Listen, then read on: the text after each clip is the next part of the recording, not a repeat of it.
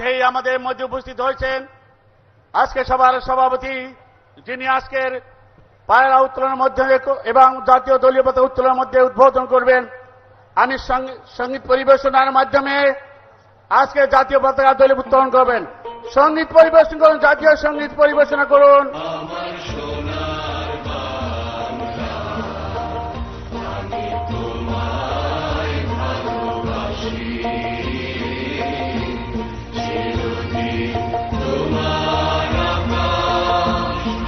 চিরদিন তোমার